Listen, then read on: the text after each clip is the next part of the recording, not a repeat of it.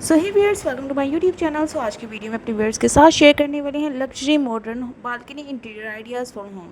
So video start करने से पहले अगर चैनल पे न्यू है तो जल्दी से चैनल को सब्सक्राइब कर दें, बेल आइकन को प्रेस कर दें ताकि ऐसी बहुत सी वीडियोस टाइम टू टाइम आपके पास आती रहे नोटिफिकेशंस के थ्रू।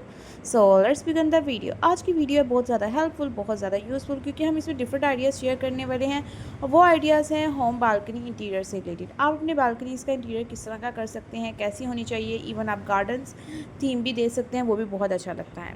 सो इसमें डिफरेंट काइंड के आइडियाज़ हैं और सभी बहुत खूबसूरत हैं, बहुत प्यारे हैं। अगर तो आप सोफ़ाज़ वगैरह रखना चाहते हैं, बहुत अच्छा प्लान है। आप चेयर्स वगैरह भी रख सकते हैं। आप गार्डन थीम भी कर सकते हैं, सच एज प्लांटिंग वगैरह, वो भी बहुत अच्छा लगता है।